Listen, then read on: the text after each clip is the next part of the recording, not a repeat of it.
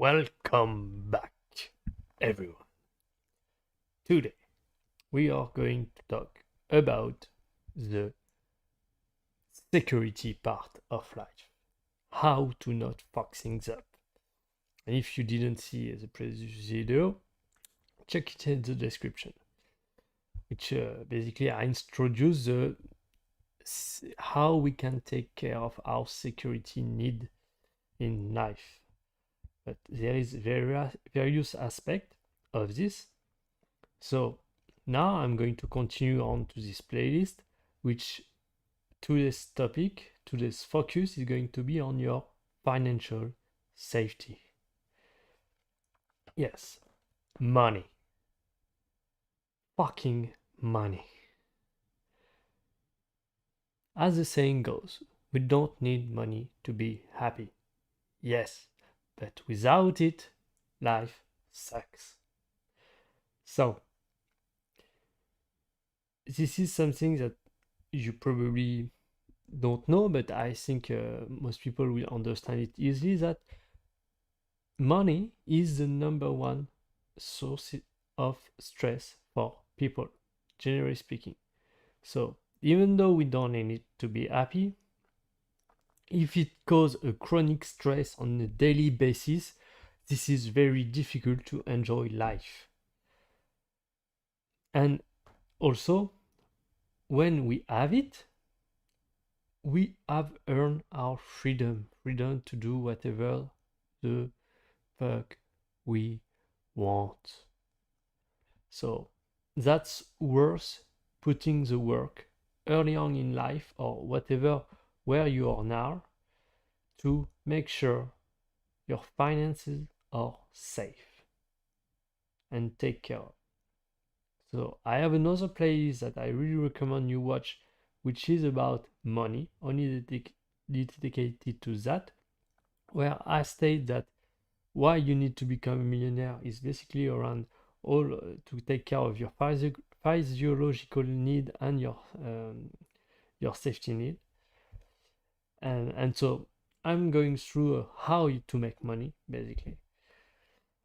But today it's more about, yes, okay, we are making money, but how can we make sure we don't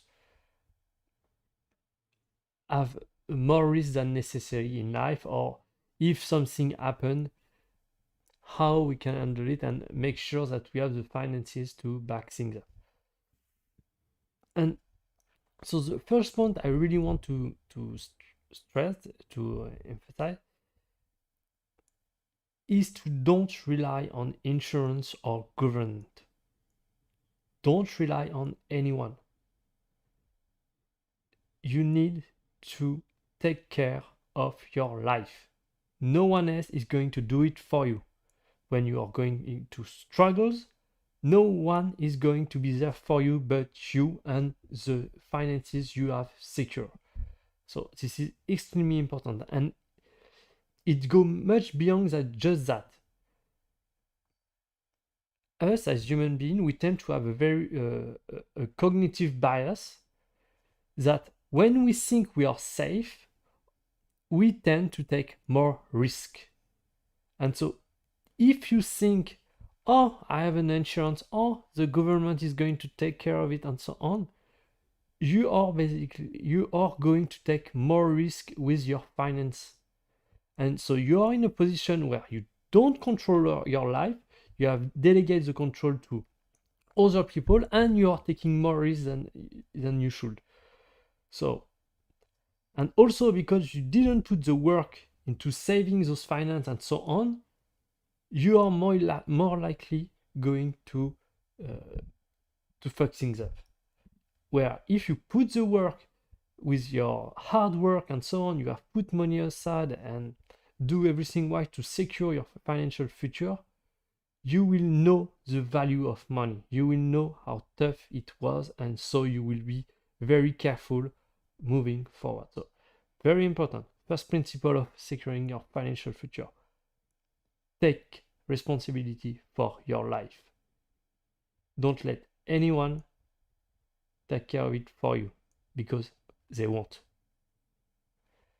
So That's the most general. But I have a list of 5 different principles that we need to apply in our life in order to secure our financial future. The first one is going to be saving. You, you need to save at least 6 months to 1 year of income. So if you lose your job, if something happens, if you get in trouble, you have finance to secure yourself for at least 6 to 1 year, 6 months to 1 year. So this requires effort to save, of course. And if you are not earning a lot of money, get educated. Go watch my other playlist on money, on how to earn money by building skills and generate income. Because the more income you will be able to generate, the more you will be able to save. According, you are not spending money before you have secure your funds, because this is really important. This idea of saving is until you are sure that your finances are secure, you are not spending money on useless things, and you put all of that in your savings account, and you make sure at least to the point of where you have at least 6 months to 1 year of saving. And this alone, you will see, will give you tremendous relief in terms of stress. Knowing that if you lose your job, if something happens, you have money to handle it. So that alone will, I think this is the most basic thing that will relieve the most stress for most people. All the other thing I'm going to talk about after is really to go beyond that. But most people are generally going to paycheck, and they don't have money aside to take care of things if things go wrong. So of course, this will going to create a tremendous amount of stress on a daily basis. So I hope that's clear. Next is going to be about reducing your risk, because if your job is your only sources of income, if you lose it, you're fucked. That's simple. So the second principle is about having multiple sources of income. You have your job, that's fine, but you should also build a side hustle, or having some investment that generate income. What else? Maybe some gig on the side. I don't know, but or services you can perform. What else? Maybe some investment, real estate investment that generate income. Yeah, and so on. There is ton of ways to generate different sources of income, and you need to put the work to have at least. It doesn't matter if it's just only 100 euro or dollar per month. This is still something. And if you are doing you have 3, 4, 5 of those, you can soon have 1,000 euro or dollars that are coming every month. And so if you lose your job, you still have something that can pay for your daily expenses and so on. So diversification, have multiple sources of income.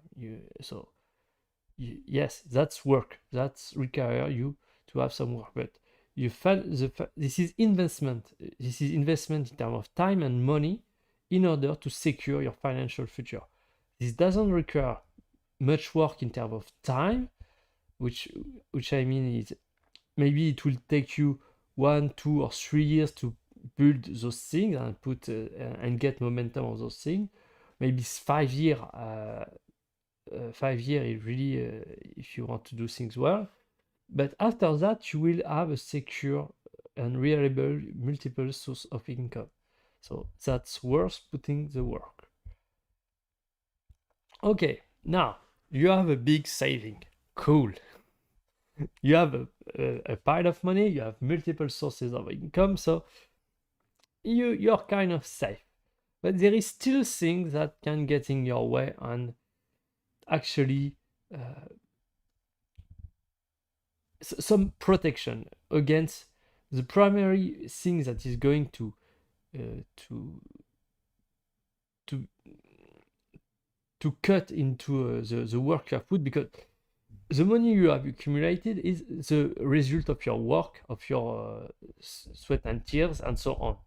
And this is valuable, but this value is denominated in euro or dollar, and those things, due to inflation, are losing value every year. So you want to have the value of your work increase in value over time instead of losing value over time.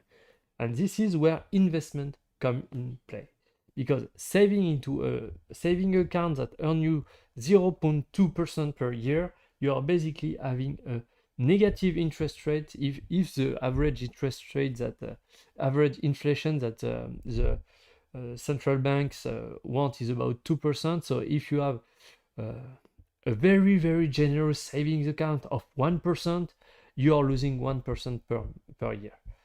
So investment, this is something that is really important. And so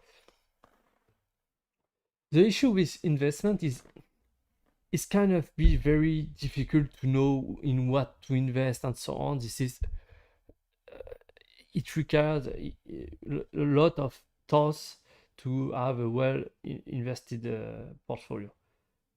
So, but there is a very simple way to go about it when it comes to wealth preservation. If your goal is primarily to protect your wealth and not making the most out of your investment, this is extremely simple. This is about the wealth cycles. What you need to understand is in finance and in investment, you have different asset classes. There is a limited amount of those, and money is in cycle flowing to one or another. And if you put yourself on the right asset at the right time, you protect your wealth, because all the money is going to be there, and so this asset class is going to rise in price, and so you will protect. And even I would say, if you do this well, you can generate tremendous amount of wealth without really caring about investment in general. So we have different asset classes. We have stocks, we have commodities, we have real estate, and you have bonds also. You have cryptocurrency now. What else? I think I said commodities also. Yes, maybe. But I think there is a lot of them. Okay. But if you want to boil it down to really the most simple one, you have stock and commodities. And generally speaking, the cycle goes from one to another. So during the last 10 years, the stock market had just gone up and up and up and up and up. So you don't need to be a rocket scientist to figure out that we are closer to the end of a cycle than the beginning of it. And understanding the wealth cycle is really about that. Just understanding, okay, this asset class, is it closer to the beginning of the cycle or to the end of the cycle? And once you have established that, this is extremely easy. You look at the graph, and if the price have gone up for 10 years in a row, you are most likely closer to the end than the beginning. That's very simple. So, and what you want is avoid the asset classes that are closer to the end and invest in the asset classes that are closer to the beginning. And currently, this is not financial advice just to protect myself, but currently, stocks are more likely go closer to the end than the beginning, and commodity like gold, silver or closer to their beginning of a new wealth cycle than they are from the end. And actually, they just started the beginning.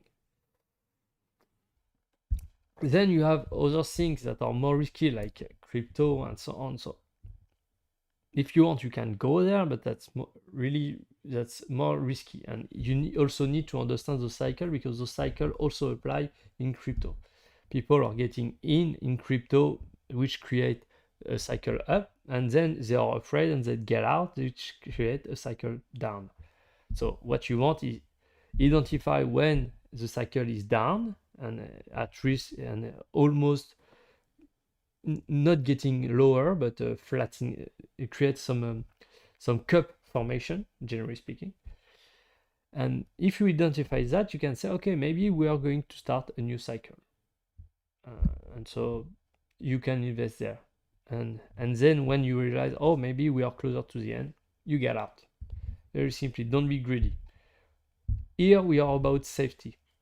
We are not about getting greedy and making as much money as possible. So we identify the cycles that are starting, we're getting, and when we think that the cycle is approaching the end, we are looking for other opportunity of cycles that may start, and we simply move from this asset class to the other, waiting for this new cycle that will begin. And so we are protecting our wealth over time. And actually, if you follow just that, you will most likely generate tremendous amount of wealth over your lifetime. This is very simple. And yeah, also if you want to invest in stock, you better invest in indexes that are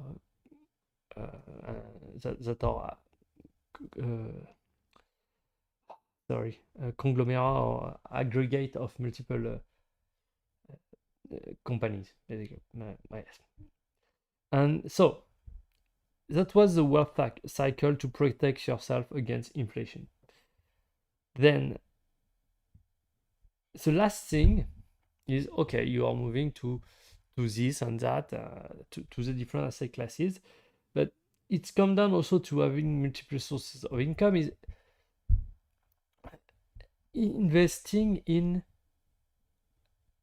income producing assets, such as stocks, which generate dividends, real estate also, and also some crypto are able to generate income through staking and so on. And there is bond also that can generate a bit of income, but it will be interesting only if the interest rates are going up. But now, as you see, I'm starting to talk about more targeted investment to generate more income. So I'm not going to spend that much time on it, because if you are questioning yourself about that and you have already done everything right before, financially speaking, you have secured yourself. So, last point. I've gone through the 5 principles I wanted to talk about, but I have a last point that I want to talk about, which is how much. How much money do you actually need? This is a fair question, because you have either, I want to live a very simple life where I don't need that much money, that's fine. Or on the other side, I want to live a rich life and enjoy everything that life can offer. But everything that life can offer requires money. So both sides are fine. There is no one way better than the other, and but both require different amount of effort. If you are just want to live a very simple life, you are more drawn toward minimalism, this may not require that much effort. And the amount of money you need in terms of saving, multiple sources of income, and how much you need to invest, all of those things, the minimum requirement that you need will be lower. So it will require less effort, and you will be able to maybe to secure your financial future much sooner. But on the other side, there is a lot of things that you won't be able to do. Maybe you want to travel, maybe you want to enjoy luxurious things. I don't know, maybe. And if you want that, and you want to live a rich life, you need to become a millionaire. So, I come down to my other place on money and why you need to become a millionaire. And yes, you will be able to secure your future, but also live the way you want without caring about money. So, both way of living are fine, and depending on you and what you want out of life, you will choose one or another. But minimalism requires a lot less effort than becoming a millionaire. And if you ask me what I think will be the best thing to do, I would say becoming a millionaire. And because what I see is minimalism versus becoming a millionaire is basically the lazy path against the work path. So becoming a millionaire, as I said in my other place, will bring you much more than just the financial freedom. You will learn a ton of things about yourself, about how the world operates and so on, and you will also become proud of yourself of having accomplished things. So personally, I rather enjoy every aspect of life, and I don't want money to be preventing me from doing it. I want to explore everything, try everything, have fun, and so on. So I'm, even though on a daily basis I don't really need much money, I just don't want money to be something that hold me back in any way. So I'm looking for being a millionaire minimalist. That's my point. So yes, I think that's it for today. Yes, financial safety. This was the first point I wanted to make about this playlist on security. I think this is the most important. This is the one that creates the most stress for people and so on. And the main point of all of this is take responsibility for your life. Don't let anyone take control for you, and make sure you have enough money to, if you get in trouble or you don't want to answer to anyone anymore, make money, save money, have multiple sources of income, and take responsibility of your life. Put the work early in your life so you can say to anyone that want to control you, fuck you, I do whatever the fuck I want with my life. I am free. Yes? You get it? So, let's do it. Thanks you for watching. Subscribe, like the video, and see you next time.